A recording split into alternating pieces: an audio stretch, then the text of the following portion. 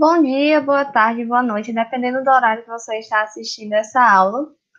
Hoje, nossa aula vai tratar do eixo temático Ciência, Tecnologia e Comunicação. Eu, Andressa, sou a responsável hoje por ministrar essa aula e sou estudante de Medicina da UFPB. Para começar nossa aula, a gente precisa primeiro entender cada um desses elementos que compõem o título da aula. Primeiro, a ciência. O que é a ciência? A ciência é um conjunto de conhecimentos ou práticas sistemáticas, certo? A gente tem diversas ciências, ciências sociais, ciências humanas, ciências biológicas, e cada um é responsável por estudar um tipo é, de conhecimento, certo? A tecnologia já é um estudo sistemático sobre técnicas, métodos, meios e instrumentos. Está muito ativa na nossa sociedade. Constantemente a gente busca por novas tecnologias, métodos de se reinventar, certo? E a comunicação já trata da troca de informações entre dois ou mais interlocutores. Então, de certa forma, todos esses elementos eles estão intimamente relacionados, seja de forma direta ou indireta. Porque para se ter a ciência, você precisa de incrementar tecnologias e precisa que tenha comunicação entre culturas, pessoas, valores distintos, para que a gente consiga novos conhecimentos, certo? Então, nossa aula ela vai tratar basicamente da união desses três elementos, certo? Esse eixo ele foi dividido em duas aulas, certo? Nossa primeira aula ela vai tratar da história da comunicação, de alguns pensadores e de alguns dados relevantes para a redação de vocês, certo? Vamos começar a nossa primeira aula com o primeiro tema, que é a história da comunicação. Segundo o filósofo Aristóteles, por natureza, o homem é um ser social. O que significa isso? Que o homem tem como característica intrínseca ter a necessidade de se comunicar com o próximo, com o meio em que vive, certo? Então, a comunicação sempre esteve presente em nossas vidas, certo? E dessa forma, a ciência e a comunicação estão relacionadas. Então, assim, para que ocorra a evolução humana e o aperfeiçoamento tecnológico, a comunicação é um elemento-chave, porque é ela que vai permitir o convívio em sociedade, a troca de informações, que eu já tinha falado do conceito, que vai permitir que se possa construir novos conhecimentos e aperfeiçoar conhecimentos antigos, certo? Mas como é que tudo isso começou num aspecto histórico? Essa parte é muito importante porque vocês podem usar ela como uma contextualização no início da sua redação, na introdução, fazendo uma articulação histórica, certo? Primeiro, a gente tem os homens das cavernas, que se comunicavam através de gestos, sons e pinturas rupestres. Não era nada muito aperfeiçoado como a gente tem hoje, certo? Muito se fala que dessa questão da invenção da escrita, usando ela como um marco definidor da pré-história para a história da humanidade. Só que esse termo pré-história, ele traz uma ideia de que não se existia história antes disso. Mas muito pelo contrário, a gente teve muita história antes da invenção da escrita, certo? Então tenham bastante cuidado quando vocês forem usar esse termo pré-história, porque ele traz uma ideia um pouco distorcida da realidade, certo? O porquê que essa invenção da escrita é tão importante para a comunicação? Porque a partir da escrita, a gente foi capaz de começar a armazenar informações e conhecimentos e passar para as gerações seguintes, o que não acontecia antes. Antes, as coisas eram passadas pela oralidade. E como vocês sabem que normalmente quando uma conversa se passa de uma boca para outra e vai passando, ela vai criando novos contextos, vai criando novas figuras que não existiam antes na história inicial. Então a escrita é boa porque ela garante esse aspecto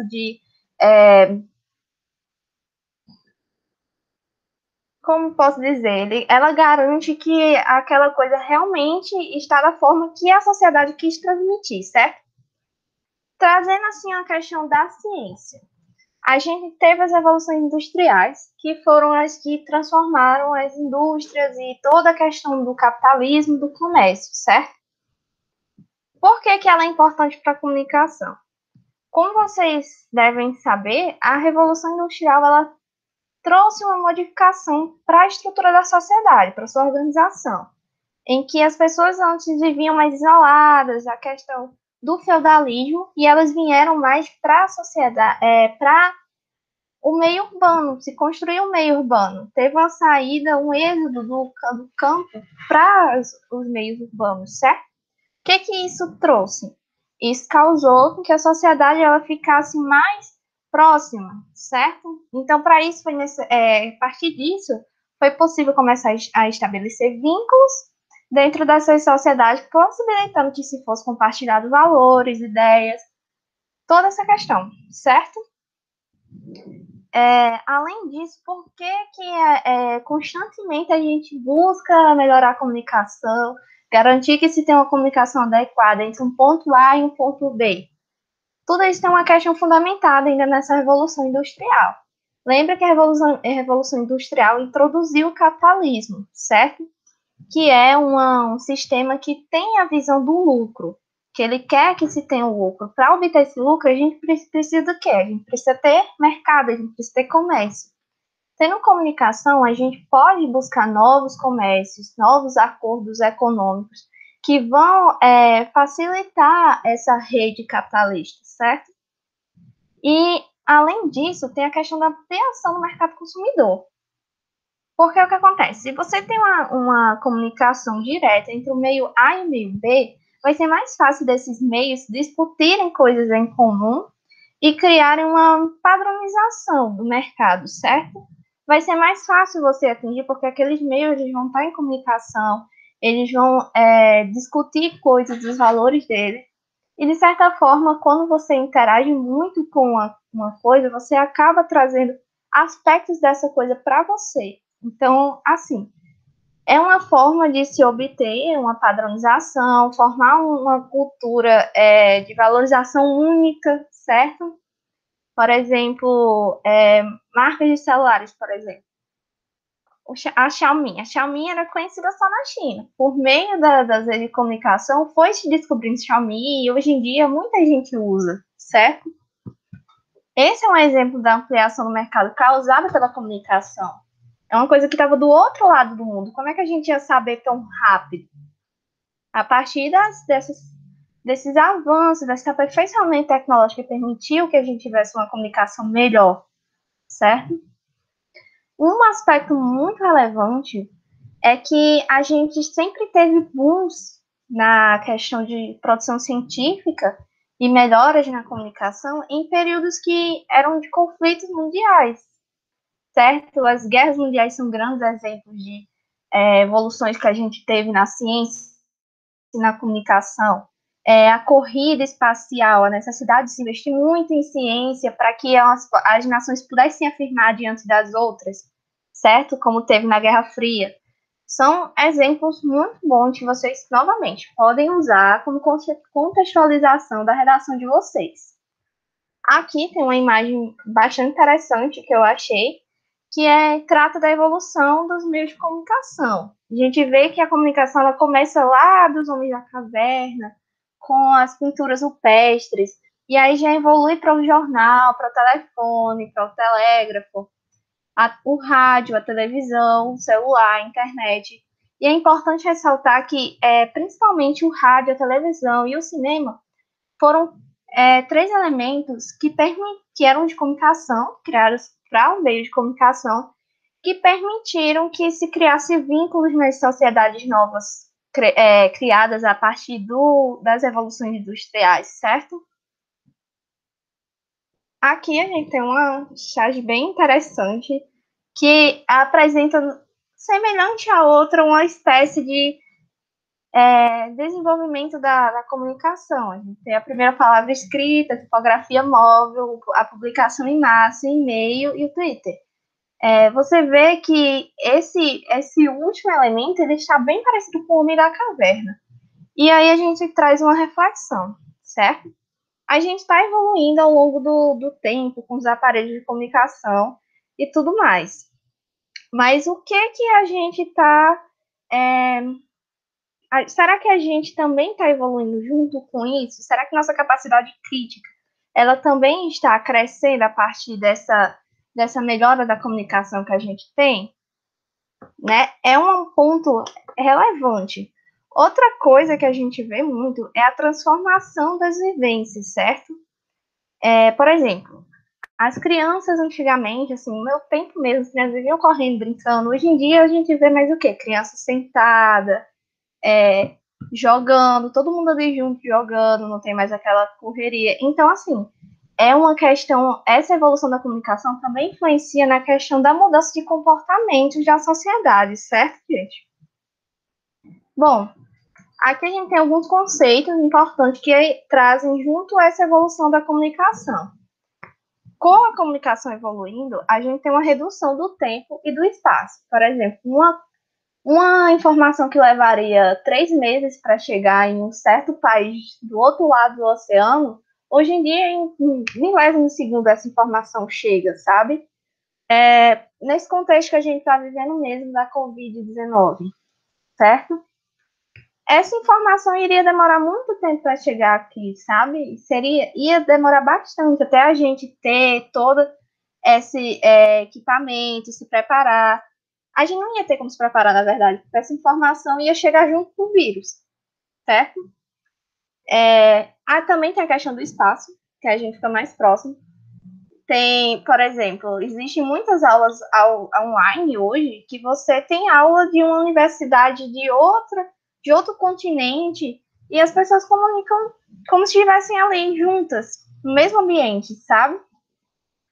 A gente também vai ter o quê? Com esse aumento, esse avanço da comunicação.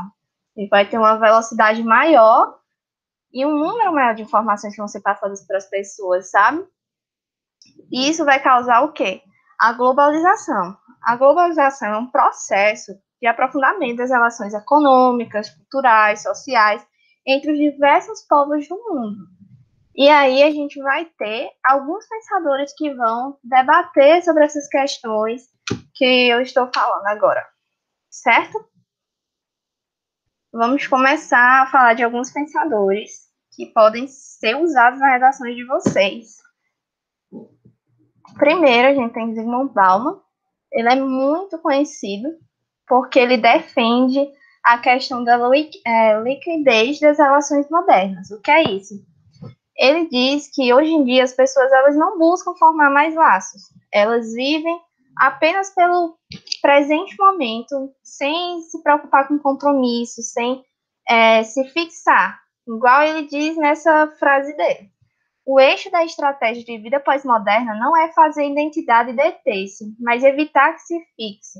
Ou seja, as pessoas não constroem uma característica delas, elas estão mudando de acordo com o que o contexto pede. Se aquele contexto pede uma pessoa mais solta, a pessoa vai ser mais solta, sabe? É basicamente isso. Ele trata o homem como um turista, uma pessoa que está só vivendo, passando por aquele momento e que só está ali para se divertir. A gente pode relacionar isso com uma visualização plena do hedonismo, que é buscar na vida apenas o prazer dela, sabe? Outro pensador bastante importante é Simon Parfit, espero que a pronúncia esteja correta. Ele é considerado o maior especialista do mundo na questão de implementar tecnologias para novos métodos de aprender e ensinar, e de pensar também. Tudo isso a partir da tecnologia. Esse pensamento se configura como a aprendizagem construcionista, que ele fundamentou junto com Jean Piaget. Novamente, espero que a pronúncia esteja correta. Mas isso não vem ao caso. Vocês só vão escrever lá e ninguém vai estar falando. Assim, ele criou uma linguagem de programação chamada LOGO, Logo, em que ele defendia que essa ferramenta ela serviria como um instrumento educacional para que as crianças elas pudessem compreender melhor os processos de aprendizagem e interagir de uma forma melhor com o conhecimento. Ele basicamente ele defendia que as pessoas elas poderiam usar as tecnologias, as redes de comunicações, para favorecer seu próprio conhecimento, que é uma coisa hoje super comum para a gente. Quem é que hoje em dia não vai estar apressado com o trabalho, olha ali na Wikipédia, resolve tudo? Assim, hoje em dia a gente usa a internet para basicamente todo tipo de atividade, desde a educação até o lazer, sabe?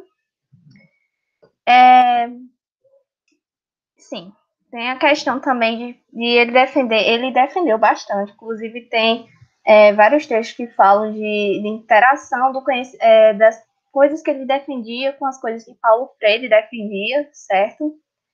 E ele nessa ideia que ele defendia, ele dizia que a partir das tecnologias, da ciência, da comunicação da forma que ela é hoje, isso iria propiciar um aumento da criatividade, da inovação e da concretização de pensamentos, ou seja, iria ajudar de uma forma enorme na construção da educação moderna, sabe? É muito interessante usar esse pensador quando cai um tema que fala sobre como incluir mais medidas de educação, como informatizar a educação no meio que a gente vive hoje, que é um meio mais tecnológico. Se, por exemplo, cai uma coisa sobre esse ensino à distância, por exemplo, que a gente está tendo agora, ele encaixaria muito bem, porque basicamente nos dias de hoje a gente está usando o cursinho mesmo aqui, a gente está usando a modalidade EAD, que é graças a um computador que a gente tem, um celular, plataformas como o YouTube, o Google Meet, que permitem que a gente construa esse conhecimento de forma virtual, através da internet, através da comunicação, da ciência e da tecnologia, certo? Outro pensador importante sobre esse assunto é Milton Santos. Ele era um crítico fervoroso da globalização.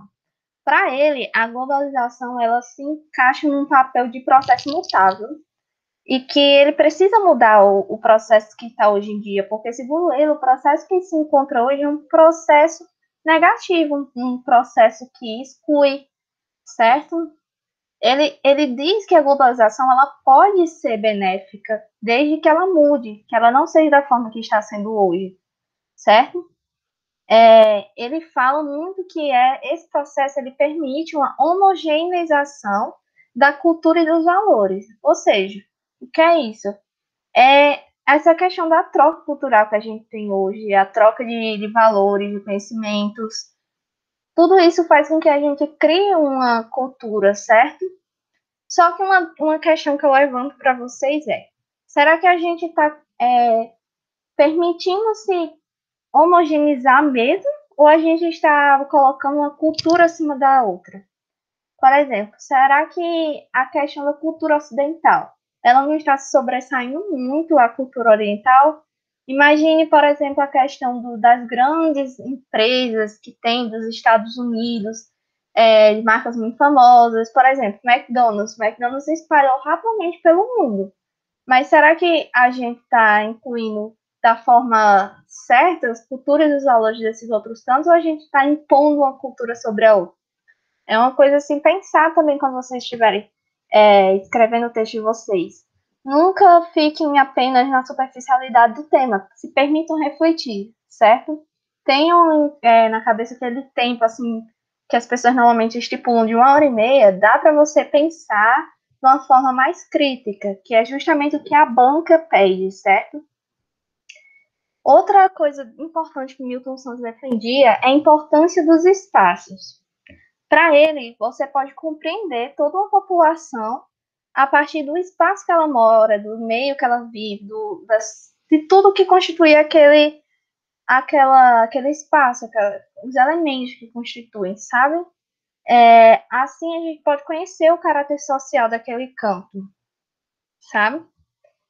Outra questão interessante é ver essa questão da globalização que criou um falso direito da gente poder julgar as culturas alheias a partir da visão da nossa cultura, que é uma coisa muito errada. Normalmente as pessoas criticam muitos valores que existem no Oriente Médio a partir de uma visão ocidental, são culturas totalmente diferentes. É necessário entender que a globalização é um processo de integração, mas não é um processo de sobreposição. É uma questão de você interagir sem querer diminuir a cultura do outro na visão da sua, achar que eles estão errados e que a sua cultura está certa. Isso não existe, certo? Tem uma frase legal no Milton Keynes que dá para usar, que é essa que eu coloquei, que é cada lugar é, ao mesmo tempo, objeto de uma razão global, no processo de globalização, e uma razão local, influenciada pelas pessoas que estão ali, convivendo dialeticamente, certo? Por fim, esses últimos filósofos que eu trouxe para a aula de hoje é Adorno e Horkheimer. Eles são muito famosos por discutir essa questão da indústria cultural. Segundo eles, a indústria cultural é um sistema político-econômico que tem a finalidade apenas de produzir bens de cultura. O que são isso? São livros, filmes, músicas, programas de TV, que têm como finalidade a venda, certo? Todas essas coisas são tratadas como mercadoria e elas agem com um propósito de controle social, de alienar as pessoas àqueles meios, certo? O que é alienar? É a pessoa não ter noção do processo que está se encaixando. No caso, essas pessoas, elas, por exemplo, elas compram um determinado livro dessa indústria, que ela principalmente é exaltada pela mídia, achando que, assim, nossa, eu estou sendo crítico, mas na verdade você está participando de um grande processo que visa apenas ao lucro, certo? É importante que se diferencie a indústria cultural da cultura de massa, certo? A cultura de massa é uma coisa promovida pela própria sociedade. Já a indústria cultural, ela vem de uma questão já de empresas, do capitalismo mesmo, certo? O que essa indústria cultural vai influenciar? Ela vai trazer uma questão da padronização dos gostos e também vai incrementar uma cultura de fabricação de produtos de péssima qualidade. Na próxima aula a gente vai debater mais isso quando estiver falando de obsolescência programada. Que é isso, é você produzir um produto com um tempo determinado que ele vai funcionar. Por exemplo, eu produzo aqui um celular e eu faço com que os equipamentos dele, com um ano, comecem a apresentar defeito, certo? Isso vai valorizar a questão do lucro. Por quê? Porque você vai ter aquele celular com defeito, vai precisar comprar outro produto. E se você não compra, a própria indústria cultural impõe que você compre, porque ela vai estar influenciando você de uma forma que, todas as pessoas do meu meio têm esse celular. Tem um celular que atende suas funções, então também vou precisar daquele celular, sabe? Basicamente isso. Bom, gente, de pensadores a gente encerra por aqui. Coisas que eu tenho a dizer de dica foquem em pensadores para determinados temas. Não tentem pegar 1000 pensadores que falam basicamente a mesma coisa. Foquem em pensadores que falam de cada temática diferente, que vocês possam lembrar na hora da prova. Porque o Enem, além de ser uma prova que vai medir seu conhecimento, ela também é uma prova de estratégia. Você tem que tentar ver qual pesquisador, qual filósofo, qual sociólogo serve para aquela temática, sabe? E se basear nele. Eu gosto basicamente desses, eles são os mais famosos, assim, sobre essa temática, e que mostram que você tem um conhecimento, sabe? O importante é a forma que você vai posicionar de forma crítica esse conhecimento que você está obtendo. Bom, agora a gente vai falar de alguns dados que são importantes que vocês podem incrementar. Assim, são alguns dados que eu trouxe, mas não se detenham a eles, tentem pesquisar mais sobre o assunto. Até porque a gente tem várias temáticas que envolvem isso, certo? Não apenas as que eu vou apresentar. Primeiro, a gente tem a questão do acesso à internet. Segundo a PNAD, que é a Pesquisa Nacional por Amostra e Domicílios, a gente vem tendo um acesso crescente. De 2016 para 2017, a gente aumentou 10 milhões de pessoas. E de 2017 para 2018, a gente aumentou mais 10 milhões de pessoas com acesso à internet, resultando em um total de... Na verdade, gente, esse número aqui final, ele é o número de pessoas que não têm acesso à internet, certo? No caso, 45,9 milhões de brasileiros não têm acesso à internet, e a isso corresponde a um percentual de 25,3% da população. Embora a gente esteja vendo aqui nessa linha do tempo que a partir dos anos está se aumentando o número de pessoas que têm acesso, a gente ainda tem em número absoluto uma grande quantidade. Embora o número relativo não seja a maioria, ainda é um grande número de pessoas que ainda não têm acesso à internet, certo? Na pesquisa, no gráfico liberado para o G1 dessa pesquisa, a gente pode ver a partir de percentuais dessas 45,9 milhões de pessoas, por que elas não têm esse acesso à internet. A maioria a gente vê que é porque não sabe usar ou não tem interesse, certo? O que é muito bom de se pensar nessa questão de não saber usar, o que pode o governo, a mídia, a sociedade fazer para que isso aqui mude? Para ensinar. Será que se o governo incrementar capacitações de informática para ensinar as pessoas a como usar os aparelhos, computador, tudo, isso não vai facilitar e diminuir esse percentual, diminuir o número de pessoas que não têm esse acesso à internet, certo? Outra coisa preocupante que a gente pode ver aqui é essa questão aqui relacionada às condições de acesso. Por exemplo, não tem internet disponível no local, o aparelho de acesso ser caro, o celular, o notebook, computador, sabe? E o serviço ser caro. Isso aqui, quando você junta, dá mais de 20%. É 20% de 45,9 milhões de brasileiros. Dá um número bastante grande de pessoas que não têm acesso à internet por não ter condições, sabe?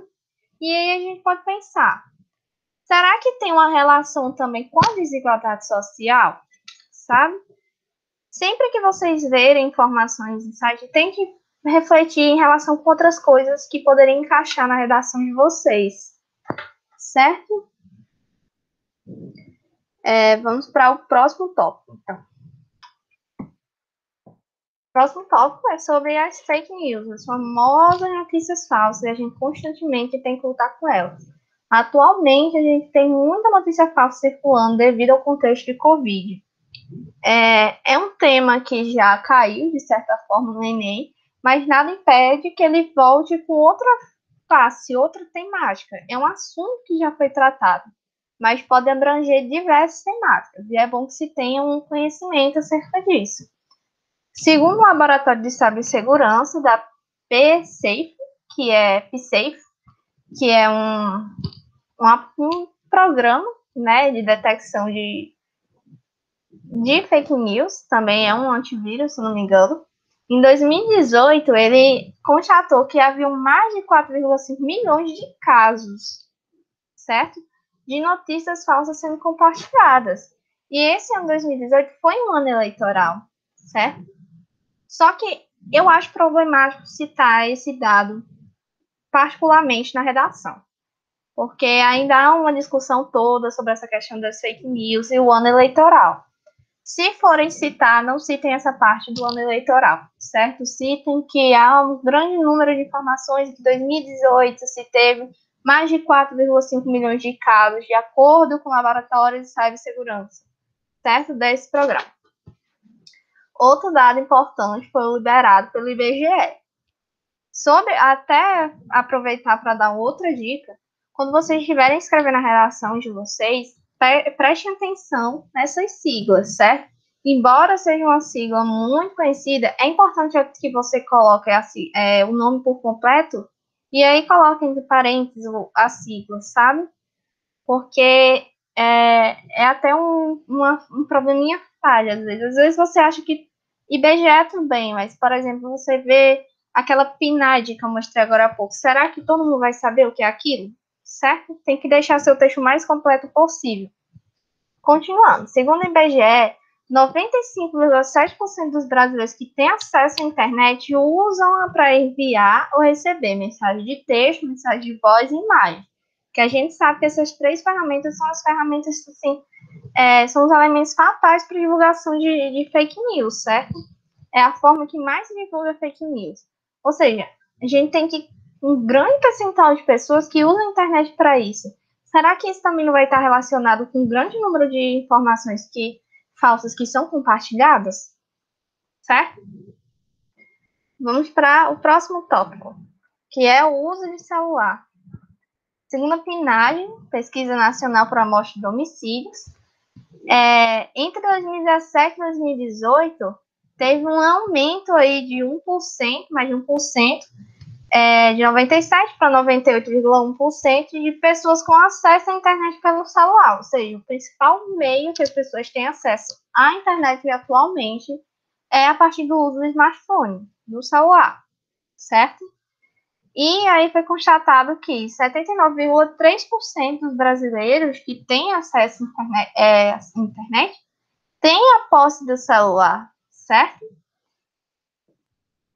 O último foco de dados que eu tenho para trazer hoje para vocês, lembrando novamente, não se limitem aos dados que eu estou apresentando, se permitam pesquisar na internet mais sobre esse assunto, tem muita coisa interessante que pode vir a cair, até porque esse tema de ciência, tecnologia e comunicação é muito abrangente, tem muita coisa para se falar, muita coisa para se discutir, e é muito provável que mesmo que não seja diretamente nesse eixo, vai cair alguma coisa de forma indireta, sabe? Não apenas na sua prova de redação, pode cair na sua prova de linguagem, na sua prova de humanas. É um tema muito relevante. Eu recomendo que vocês estudem ele bastante. Voltando, sobre o lixo eletrônico.